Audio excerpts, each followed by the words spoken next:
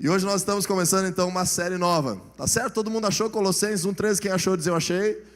Um monte de gente achou, outros não disseram nada e outros falaram quem sabe, mas ainda não acharam. Então, agora nós vamos acelerar o ritmo aqui para que você possa ter um entendimento desse tema que é tão vasto. Porque hoje nós começamos a série de mensagens Princípios do Reino.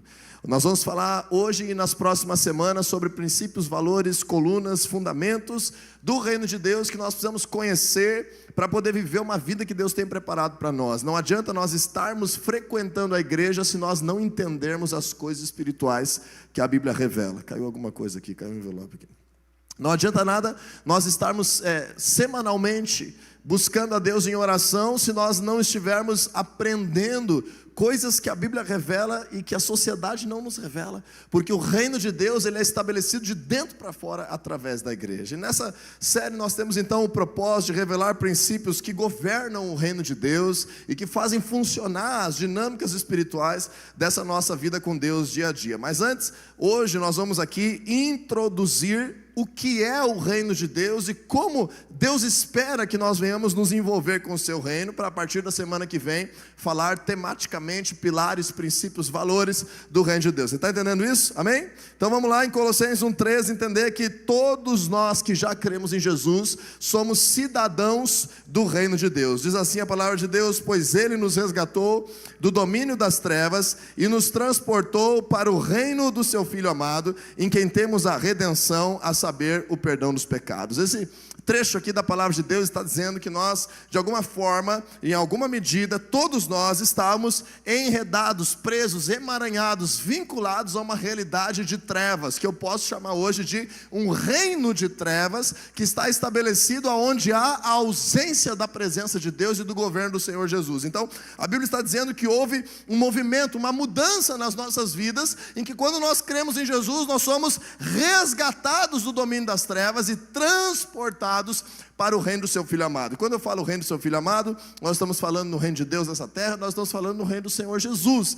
Tudo isso é sinônimo. Você vai ler na Bíblia várias vezes, por exemplo, no livro de Mateus vai falar sobre o reino dos céus. No livro de Marcos e Lucas vai falar mais sobre o reino de Deus. E aqui nós estamos falando sobre o reino do Filho. Nós também temos reino de Cristo na Bíblia. E tudo isso são sinônimos. Por quê? Porque até Jesus vir, havia reino de Deus apenas na presença do Senhor, no trono de Deus, nas regiões celestiais, e a Bíblia fala que milhares e milhares de anjos estão reunidos diante de Deus e cumprindo a sua palavra, as suas ordens, os seus propósitos. E a Bíblia revela anjos e serafins e querubins e seres celestiais que estabelecem o governo de Deus nas regiões celestiais. Mas a Bíblia também fala que existem regiões celestiais, existem lugares espirituais aonde há a atividade e até mesmo a autoridade de espíritos malignos do reino das trevas. Em Efésios capítulo 6, versículo 11 e 12 diz que a nossa luta não é contra carne ou sangue, mas contra principados, potestades, dominadores desse mundo de trevas e forças espirituais do mal. Aonde, gente? Nas regiões celestiais. Então por isso a realidade humana, a nossa realidade carnal, visível, humana, nessa terra que também foi criada por Deus, é que antes de Jesus as pessoas não tinham acesso a pertencer a esse reino de Deus, a essa plenitude da presença de Deus, a essa soberania de Deus que já havia nos céus. E agora quando Jesus vem, Ele estabelece essa oportunidade de transformação, e as pessoas que se voltam para Jesus e que têm uma aliança com Jesus como Senhor, como Rei das suas vidas, está dizendo em Colossenses 1:13, somos resgatados de um domínio de trevas e transportados para o reino do seu Filho amado Jesus. Então o reino de Deus hoje para nós igreja é também o reino dos céus vindo à terra, e é também o reino do Senhor Jesus, porque em Filipenses 2, a Bíblia revela que Deus entregou a Jesus, após a obra da cruz, o direito de ser rei. E quando Ele vier, a palavra de Deus declara que o Senhor Jesus virá com o título de Rei dos Reis e Senhor dos Senhores. Então diga assim comigo: Jesus Cristo é o Rei do reino de Deus. Ok? Agora quando a gente entende isso, será que todas as pessoas já estão vinculadas ao reino de Deus hoje na nossa sociedade? Não. Só está vinculado ao reino de Deus quem foi resgatado de um domínio de trevas e transportado para o reino de seu Filho amado. Aquilo que nós temos, através da redenção e do perdão dos pecados. Colossenses 1,14 na sequência. E Jesus, quando ele explica lá para o Nicodemos começa a perguntar a Jesus sobre o reino de Deus e sobre nascer de novo, e sobre aquilo que Jesus estava trazendo, fazendo e liberando de um mover novo de Deus. Jesus diz assim em João capítulo 3, versículo 5: ninguém pode entrar no reino de Deus se não nascer da água e do Espírito. E Jesus está fazendo aqui uma alusão àquilo que hoje a gente chama de conversão, e uma aliança com Deus que se concretiza através do batismo. Então muita gente começa a conhecer Jesus e ainda está emaranhada pelo reino das trevas. A maioria de nós, todos nós, quando começamos a conhecer Jesus, nós ainda estamos vinculados ao reino das trevas. E daí a gente conhece, a gente ouve a palavra, a gente começa a crer, o nosso coração começa a se voltar para Deus. Então agora a gente começa a ter a oportunidade de se desvencilhar disso. E qual é o auge, qual é, vamos dizer assim, o momento ápice que a gente tem certeza que foi resgatado do reino das trevas e botou os pés dentro do reino de Deus? A gente acessou o reino de Deus quando o nosso processo de conversão se concretiza pelo batismo. Ninguém entra no reino de Deus se não nascer da água e do Espírito, o Senhor Jesus falou. E aí às vezes esse processo na vida de alguém leva 1 mês, às vezes o processo na vida de alguém leva 6 meses, alguém leva 5 anos, para ter esse processo de conversão, de aliança, de certeza, do senhorio de Jesus sobre a sua vida, de ser resgatado do reino das trevas e transportado para o reino do seu Filho amado, Jesus. E aparece que a gente diz assim: agora acabou a obra de Deus na minha vida, agora eu me converti, então agora Deus fez uma obra na minha vida, e o meu negócio é seguir voltando para agradecer, seguir adorando esse Deus, continuar a minha vida, e tudo agora está ok. Não, a recém é que começa o que Deus tem preparado para a tua vida. Quando nós concretizamos esse nosso processo de conversão, de crença no Senhor Jesus, de sermos libertos, resgatados das trevas, e agora botamos os 2 pés no reino de Deus e diz: olha, eu sou um cidadão no reino de Deus, eu estou curado, eu estou liberto, eu estou restaurado, eu estou salvo, e agora como é que vai ser a minha vida? É agora que começam os maiores propósitos de Deus para a tua realidade. Quem está entendendo diz amém aí? Amém, muito bem, estamos com frio hoje, está acontecendo um fenômeno na família da fé, que hoje de manhã tinha, acho que umas 100 pessoas a mais do que de noite, por causa que no inverno nós temos esse probleminha. Então vença o frio aí, te solta um pouquinho e recebe a palavra de Deus com intensidade no teu coração. Está preparado para isso ou não? Porque Jesus, ele nos ensina vários princípios importantes. Agora você precisa abrir a Bíblia comigo no livro de Mateus capítulo 6, abra a Bíblia comigo em Mateus 6, nós vamos entrar no meio da oração do Pai Nosso, aquela que Jesus nos ensina, um modelo de como orar, princípios de como viver a nossa vida com Deus em oração. No versículo 10 tem uma parte que para mim é uma das mais importantes do que Jesus nos ensina a orar, porque a maioria das pessoas jamais pensaria em orar isso. Nós pensaríamos em adorar a Deus, nós pensaríamos em pedir o pão de cada dia, nós pensaríamos em ser livres do mal, mas a maioria de nós não pensaria que deveríamos orar por isso. E Jesus então, em Mateus capítulo 6, versículo 10, ele diz assim, no meio da oração do Pai Nosso: venha o teu reino, seja feita a tua vontade, assim na terra como no céu. Jesus nos ensina a orar se relacionando com Deus como Pai. Jesus nos ensina a orar com adoração. Santificado seja o teu nome. Pai nosso que estás nos céus, grande, poderoso, é o meu Deus, santificado seja o teu nome. Então a gente aprende a se relacionar com Deus como Pai, a gente aprende a expressar palavras que engrandeçam o Senhor.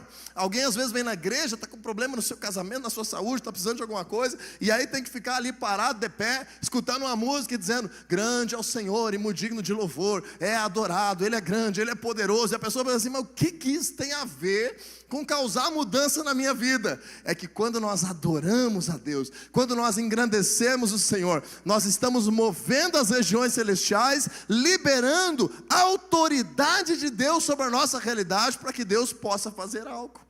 Por isso nós adoramos a Deus nos cultos, nós adoramos a Deus nas células. Por isso é importante você adorar a Deus dentro da tua casa, seja com música, seja com palavras, seja sem música, seja com as tuas atitudes, porque a adoração move os céus. Diz aí comigo: a adoração move os céus. E hoje nós vamos aprender muitas coisas que movem os céus, porque esse movimento celestial é justamente a vinda do reino de Deus, em que a luz irradia contra a obra das trevas, e nós começamos a gerar isso através de oração e adoração. Então, primeira coisa que nós vamos entender, para que o reino de Deus seja estabelecido na nossa realidade, é orar pelo reino. Diz comigo aí, orar pelo reino. E aí temos que entender o que é reino. Jesus disse assim: venha o teu reino, seja feita a tua vontade, assim na terra como no céu. Eu gosto muito de usar a palavra em inglês que explica reino, porque reino em inglês é uma palavra composta. Rei é a palavra king. Você lembra? The Lion King é o filme infantil muito famoso. Como é que chama aquele filme? O Rei Leão. Então a palavra king é a palavra reino. Existe uma outra palavra em inglês que se chama domain. Domain é a palavra domínio, governo, esfera de ação, autoridade, domínio. Então, king mais domain forma a palavra reino em inglês, que é kingdom. A junção dessas duas palavras gera uma palavra nova, kingdom. Diz aí comigo assim, kingdom. Se você quiser aprender, é só lembrar da campainha. Kingdom. Kingdom é o reino. Por que eu falo do reino em inglês muitas vezes para a gente aprender? Porque em português não está implícito isso, mas dessa palavra nós temos que o reino é tudo aquilo ou aquele sobre quem o rei domina, sobre quem o rei governa. Então eu sempre dou o exemplo que é o seguinte: Jesus pode ser rei dentro do teu coração, mas ainda não ser rei do teu vocabulário. Jesus pode ser rei dentro do teu coração e do vocabulário, mas ainda não ser rei das tuas vestimentas. Jesus pode ser rei do teu coração, do teu vocabulário, das tuas vestimentas, mas ainda não ser rei dos teus projetos de vida. Jesus pode ser rei do teu coração, do teu vocabulário, das tuas vestimentas e dos teus projetos de vida, mas ainda não ser rei da educação dos teus filhos. Jesus pode ser rei do teu coração, do teu vocabulário, das tuas vestimentas, dos teus projetos de vida, da educação dos teus filhos, mas ainda não ser rei sobre a tua sexualidade. E assim sucessivamente a gente entra na família, na sala de aula, na escola, nas finanças. O reino de Deus é todo lugar ou pessoa sobre quem o Senhor domina, governa, exerce autoridade, a obediência, a submissão à sua palavra. E nós começamos a causar isso através da oração. O reino de Deus, ele começa sempre de um movimento espiritual para um movimento natural, de uma coisa invisível para se tornar visível, de algo que está do lado de dentro para ser expresso do lado de fora. Por isso que Jesus nos ensinou a orar, pedindo que o reino venha, pedindo que o nosso Deus governe. O reino vem aonde a vontade de Deus é obedecida. Então diga assim comigo: não é sobre religião, é sobre submissão. Eu posso ter uma religião cristã, uma carteirinha de membro de uma religião cristã, e não submeter nada na minha vida ao reino de Deus, e dizer: quem manda em mim sou eu. Então Cristo não me governa. Eu só sou associado a uma religião. Isso não é reino de Deus. O reino de Deus não é sobre religião, é sobre submissão. A nossa oração diária deveria incluir essa entrega. Senhor, governa a minha vida, reina na minha casa, governa as minhas palavras. Como diz o salmista lá, coloca um anjo na porta dos meus lábios. Senhor, dirige os meus pensamentos, Pai. Venha o teu querer e o teu realizar na minha vida. Jesus, lá no momento mais difícil: Senhor, está difícil, está ruim, mas seja feita a tua vontade e não a minha. Isso é nós estarmos preocupados em orar pelo reino de Deus, porque o reino não vem com aparência externa, mas com uma rendição, uma entrega no nosso interior, no nosso coração. Quem está entendendo, diz amém? Ó, melhorou o frio. Segundo aspecto está em Mateus 6,33. Vamos ver comigo lá. Você estava em Mateus 6,10, 23 versículos à frente. Mateus 6,33. O Senhor Jesus agora sai daquela explicação sobre como orar. E o Senhor Jesus, ele não está interessado apenas em te ensinar a orar. Esses dias eu fui no mercado na esquina da minha casa, a pessoa falou a pessoa sabe que eu sou pastor, e eu fui comprar um pão, e a pessoa disse assim: e aí, como é que está a vida de pastor? Eu disse: está boa. E daí ela disse: tu está voltando, está orando muito, né? Muitas horas por dia orando. Daí eu disse: não, eu passo várias horas por dia sem orar, tem muitas coisas que eu preciso fazer do reino de Deus. Então não é só orar, é também produzir propósitos do reino de Deus. Às vezes a gente acha que a vida cristã é orar, é cantar louvores, e daí eu saio daqui de dentro, eu vivo a minha vida como eu achar que eu devo, porque aí eu não estou no reino de Deus. Não, a gente aprende a orar e depois a gente aprende a buscar as coisas do reino. Disse Jesus assim: busquem em primeiro lugar o reino de Deus e a sua justiça, e todas essas coisas serão acrescentadas a vocês. Ou seja, Jesus, ele sai daquela esfera espiritual invisível, lá em Mateus 6, que ele estava ensinando a orar, e agora ele começa a falar sobre a necessidade de se vestir, sobre a necessidade de comer, sobre as necessidades da vida, e no final disso ele diz lá no versículo 33, busquem pois em primeiro lugar o quê? O reino de Deus e a sua justiça, e todas essas coisas naturais que você precisa para resolver os problemas humanos, visíveis, financeiros, familiares, se você buscar o reino de Deus em primeiro lugar, essas coisas serão feitas pelo poder de Deus na tua vida. Então é uma chave extraordinária nós entendermos que se priorizarmos o reino de Deus, Deus começa a liberar mais coisas sobre nós, porque as nossas prioridades definem quem nos governa.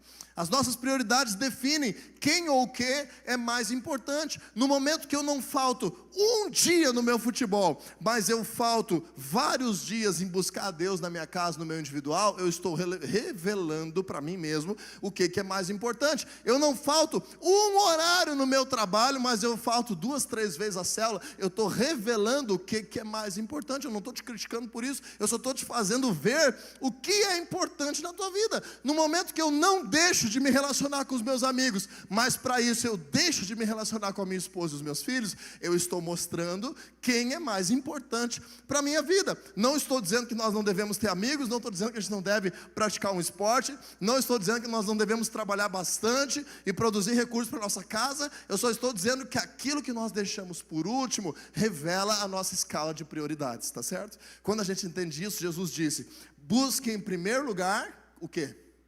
O reino de Deus. Então, além de orar pelo reino, segunda coisa nessa noite, nós devemos buscar as coisas do reino. Diz aí comigo, buscar as coisas do reino. E quando a gente fala de buscar as coisas do reino, nós não estamos falando só de orar. Nós não estamos falando só de estar num culto, só de estar numa célula. Apesar de que nesse domingo friozinho, você ter saído de casa, se preparado, alguns se perfumado, outros tomado um banho, outros não, quem sabe. Mas estar aqui te dedicando a buscar a Deus, revela que você teve uma prioridade no teu domingo, é ou não é? Diga para quem está ao teu lado, parabéns, você está revelando que Deus importa no teu domingo. Com a tua atitude de estar aqui, você está mostrando, é importante para mim, no dia do meu descanso, eu buscar a Deus, é uma prioridade na minha vida, entende? Agora, isso não revela que tudo na tua vida prioriza o reino de Deus, isso é uma prioridade.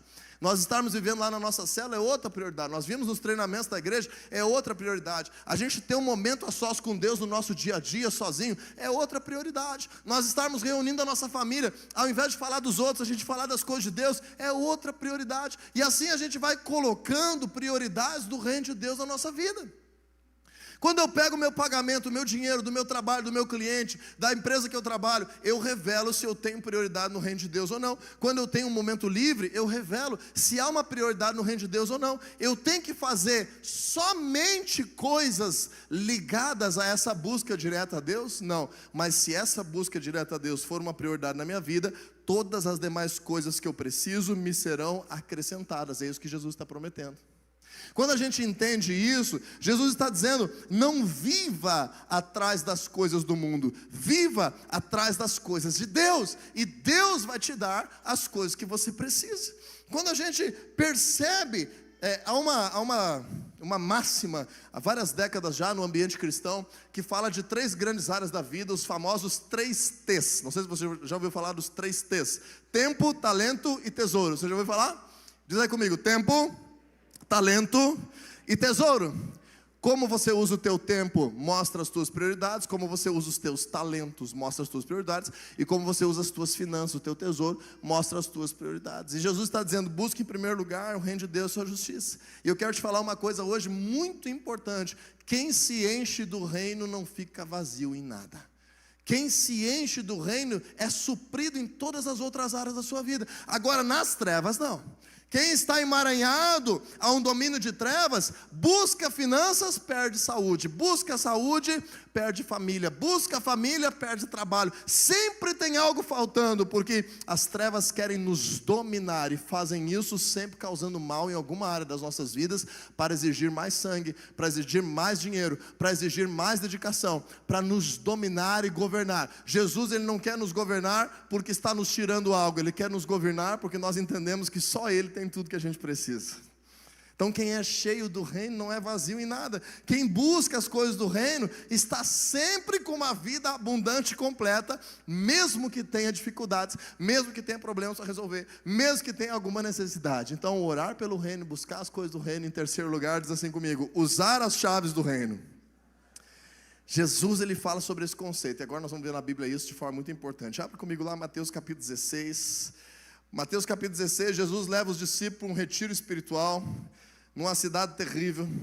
Terrível, não vamos dizer terrível, uma cidade que não parece ser um lugar agradável para um retiro. É um lugar idólatra, é um lugar maligno, é um lugar promíscuo, é um lugar com muitos sacrifícios a outros deuses. Jesus leva os seus discípulos a Cesareia de Filipe. Então, Mateus 16, 13 diz assim: Jesus, chegando à região de Cesareia de Filipe, perguntou aos seus discípulos: quem os outros dizem que o Filho do Homem é? Eles responderam: alguns dizem que é João Batista, outros Elias, outros ainda Jeremias ou um dos profetas. E vocês, perguntou ele, quem vocês dizem que eu sou? Simão Pedro respondeu: tu és o Cristo, o Filho do Deus vivo. Olha a resposta de Simão. Simão diz para Jesus, antes do Novo Testamento ser escrito, antes de Jesus ressuscitar na cruz, antes de Jesus morrer na cruz, antes de Simão ter experiências, quem sabe, de transformação lá na segunda peça maravilhosa, só pelo que ele já tinha convivido com Jesus, ele diz assim: Senhor, tu és o Cristo. Cristo com C maiúsculo. O que significa isso? O rei que viria da parte de Deus ao mundo. Cristo, do grego, é a mesma coisa que Messias no conceito judaico. Cristo, quando Pedro fala, tu és o Cristo, ele está reconhecendo, tu és o Senhor. Tu és o Rei dos Reis. Tu és o Filho com F maiúsculo. O Filho do Deus vivo. É aquele que haveria de vir para governar, aquele que seria o descendente de Davi, que causaria a salvação, aquele que causaria transformação da parte de Deus. E quando Pedro afirma isso, Jesus diz assim no versículo 17: feliz é você, Simão, filho de Jonas, porque isso não foi lhe revelado por carne ou sangue, mas por meu Pai que está nos céus. Então, Jesus estava entendendo o seguinte junto com seus discípulos: toda pessoa que olha para Jesus diz assim: ele é um profeta, ele fez bastante milagres, olha lá, talvez é o novo Elias, talvez é o novo Jeremias, olha que sábio que ele é, olha como ele fala bonito, olha lá, vai Jesus, como ele é puro, como ele é legal. Isso não me faz resgatado do domínio de trevas. O que me faz resgatar do domínio de trevas? Tu és o Cristo, o Filho do Deus vivo. Tu és o Senhor que pode salvar minha vida e me colocar dentro do reino de Deus. E aí Jesus fala assim para Pedro, e essa resposta vale para todos nós, né? Eu não sei se você sabe, mas muitas vezes algumas práticas do cristianismo disseram assim: não, Pedro é o primeiro papa, porque Jesus disse que Pedro é o cara que tem as chaves do reino de Deus. Não, Jesus disse que essa pedra que Pedro afirmou, essa resposta de Pedro é o que libera poder. Veja comigo no versículo 17, 18: e eu lhe digo que você é Pedro, e sobre essa pedra edificarei a minha igreja, e as portas do Hades não poderão vencê-la. Talvez em outra tradução da tua Bíblia está escrito: as portas do inferno não poderão vencê-la. Versículo 19: eu lhe darei as chaves do reino dos céus. O que você ligar na terra terá sido ligado nos céus, e o que você desligar na terra terá sido desligado dos céus.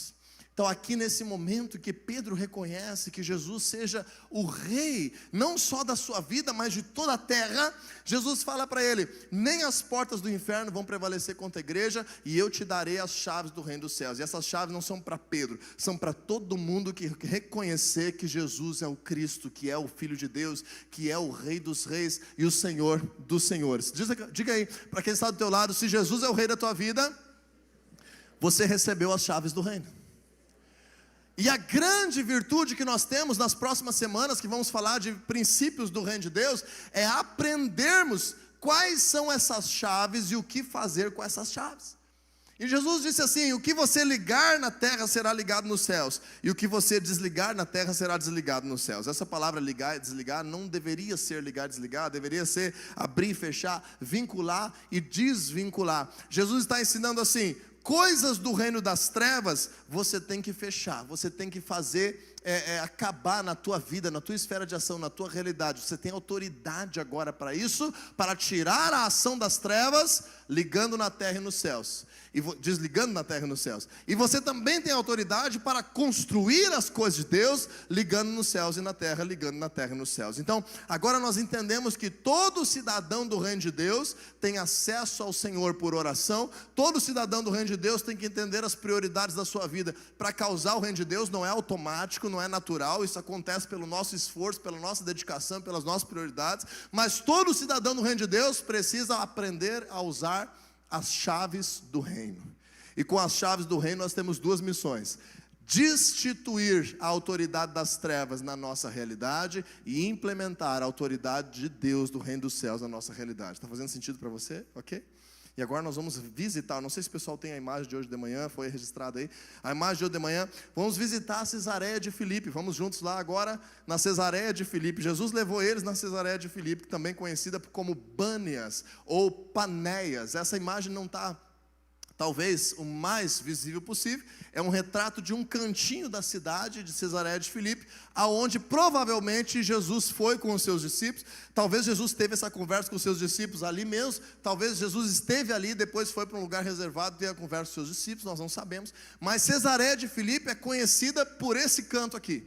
E esse canto aqui nos dias de Jesus não era um canto de ruínas assim. Esse canto aqui nos dias de Jesus tinha vários templos erigidos ali. Tinha vários lugares. Muito boa essa imagem aqui, a gente está olhando por outro ângulo agora. Aquela gruta escura lá, antes estava de frente, agora está no fundo. Aqui nós temos uma coluna que mostra um antigo templo de adoração a César.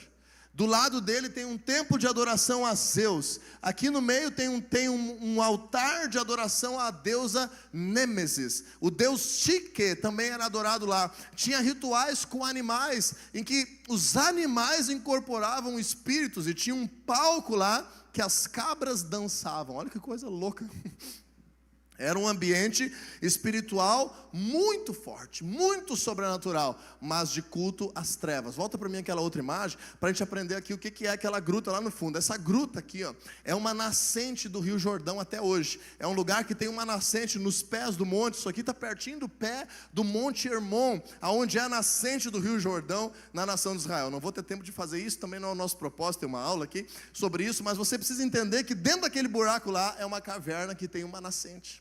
E lá naquele lugar, nos dias de Jesus, o pessoal fazia sacrifícios de animais e até mesmo de bebês ao deus Pan, que era o deus do medo, o deus da morte, o deus das florestas, aquele mesmo, isso aí do Peter Pan, do desenho que revela aquele ser que tem poderes sobrenaturais nas florestas, na mata. O deus Pan era adorado por esse povo, e essa gruta onde eram enviados os sacrifícios de sangue, de animais, e até mesmo de crianças, era conhecida na região como as portas do inferno. As portas do Hades, o acesso ao mundo dos mortos. E Jesus, naquele contexto lá, de uma multi-adoração às trevas, ele está dizendo assim: nem o lugar mais sobrenatural de idolatria e adoração das trevas não poderá resistir à igreja do Senhor. Nem as portas do inferno, do Hades, poderão estar prevalecendo contra a igreja, ao poder que emana dele ser o rei na tua vida, dele ser o rei na minha vida, na nossa realidade, na nossa cidade. Jesus, ele levou os seus discípulos para Cesareia de Filipe. Eu aposto que estatisticamente Cesareia de Filipe em toda a nação de Israel seria a número 1 em cultos ocultos, a número 1 em idolatria. Ali tinha então adoração ao deus Pan, tinha adoração a César. O que era adoração a César? Olha o nome da cidade: Cesareia. Cesareia foi uma cidade embelezada para adorar o imperador, adorar um governante político vivo. As pessoas iam no templo de César para adorar a figura do grande comandante do Império Romano, do César. As pessoas iam ao templo de Zeus, posteriormente naquela mesma região, para adorar Zeus, o deus maioral dos gregos. As pessoas iam ali para adorar Nêmesis, que era a deusa da vingança. Não tem isso aí às vezes no nosso meio também? Vou fazer lá uma oferenda, um trabalho, para tirar o marido da outra, para tirar a esposa do outro, para me promover no serviço, para que a pessoa que fez mal contra mim pague. Tem espíritos que fazem isso, e são adorados, e recebem oferendas, e recebem sacrifícios. Nos dias de Jesus também tinha. Ali do lado também tinha um ambiente, um momento da história nesse mesmo lugar, que o deus Tique era adorado, e esse deus é o deus das finanças. Então quantas pessoas estão fazendo rituais, sacrifícios sobrenaturais para ter prosperidade financeira? Vou me reunir na sala que me dá acesso à sociedade secreta da cidade, e eu vou lá ter relações que vão me promover financeiramente. A razão de nós sermos igreja é nós irradiarmos a luz do Senhor neste lugar, é nós sermos sal da terra e luz do mundo. E mesmo que o Deus desse século, Deus com D minúsculo, está falando do diabo, 2 Coríntios 4,4, cegou o entendimento dos descrentes, para que não lhes resplandeça a luz do Evangelho da glória de Cristo, nós vamos orar, nós vamos interceder, nós vamos explicar, nós vamos manifestar o poder de Deus, e a cegueira das pessoas vai cair por terra. E se alguém quiser adorar outros deuses convicto, conhecendo a verdade do Evangelho, que assim o faça, mas que ninguém faça isso por estar cegado e oprimido pelas trevas, em nome de Jesus. Quando nós entendemos isso, nós somos chamados a usar as chaves do reino. Nós temos autoridade para transformar o ambiente ao nosso redor. Porém, nós temos que entender que isso tem que começar dentro de nós. Começa com a nossa vitória sobre o pecado. Começa com a nossa vitória sobre as tentações.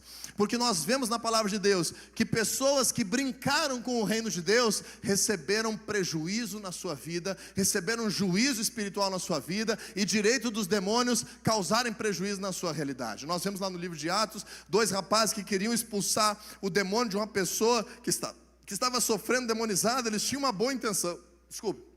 Tinha uma boa intenção, mas eles chegaram e falaram assim: em nome do Jesus de Paulo, eu te ordeno agora, demônio, vai embora. E o demônio então começou a criticar eles e disse assim: Jesus eu conheço, Paulo eu sei quem é, mas vocês quem são? E aqueles 2 rapazes foram espancados por aquele espírito maligno, envergonhados, e saíram nus pela rua, porque as trevas venceram. Sabe quando é que as trevas vencem? Quando você brinca com o reino de Deus.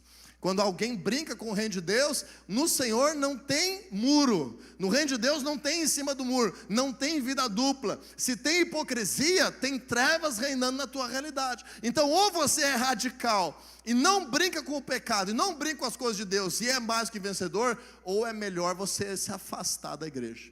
Porque você vai estar tendo nas trevas um inimigo, um adversário contra a tua realidade, e você fica se fazendo de meio crente. Isso não funciona, isso causa prejuízos espirituais. O Senhor te levanta para ser um justo nessa terra, para ser um homem de Deus, para ser uma mulher de Deus, para ser um jovem de Deus. O Senhor não quer meios cristãos, Ele quer aqueles servos que obedecem a sua palavra. Quando nós entendemos isso, eleva a nossa responsabilidade. Agora, quando nós clamamos ao Senhor, priorizamos o reino de Deus e buscamos uma vida santa, sabe o que a palavra de Deus declara? Maior é o que está em nós do que aquele que está no mundo. Você é mais do que vencedor, e nem anjos, nem poderes, nem principados, nem potestades, nem o porvir, nem nada de ruim poderá nos separar do amor de Cristo Jesus, porque nós somos mais do que vencedores por meio daquele que nos amou. E até o Espírito Santo nos ajuda a orar. Se a gente não souber orar, Deus nos ajuda até a orar. Mas o reino dele é manifesto, e a palavra de Deus causa transformação. Começa dentro de nós, começa na nossa casa, começa na nossa esfera de ação. E aí Deus vai nos levando a novos patamares para usar as chaves do reino de Deus. O reino de Deus está entre nós, mas ele só é ativado por quem usa as chaves do reino. Jesus não veio somente para te salvar do inferno. Jesus não veio somente para te resgatar das trevas. Jesus veio para que você tenha uma aliança com Ele, e aí sim começa uma nova vida no seu reino. Você está disposto a viver essa vida ou não?